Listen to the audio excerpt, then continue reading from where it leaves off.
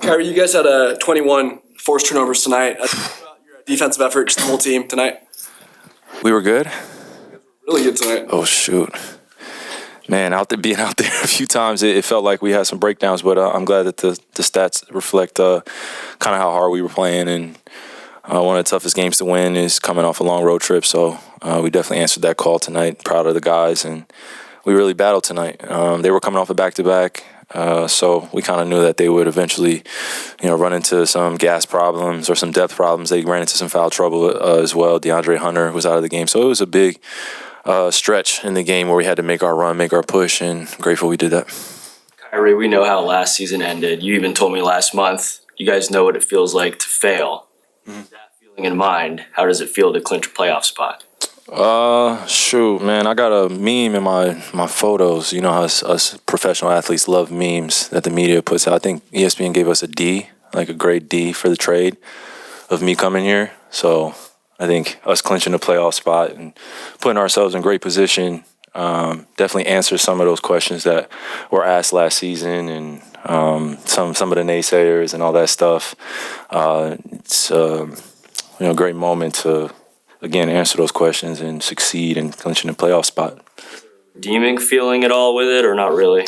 I mean, life is about redemption, man. Especially in sports, where anybody could say anything, and something could happen the next day or next 2 weeks or next few months that leads you to succeeding at a very high level or failing at a high level. I mean, just comes with it. So it's always about redemption. Every day you wake up and just try to strive to be better. So feels good.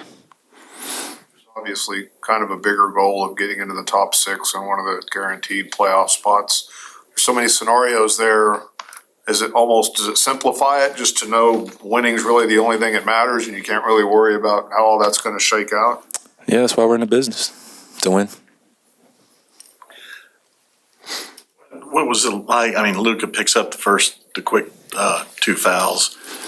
And to have yourself and D. Jones and PJ and those guys all kind of chip in and hold the fort down and so forth. Yeah. How much does that help a team's confidence, especially a team that's already playing pretty well? Oh, man, I mean, PJ started off the game really well, and not every game is going to start off that way, but when it's needed, I think we all have to kind of galvanize around each other and just be ready for any scenario.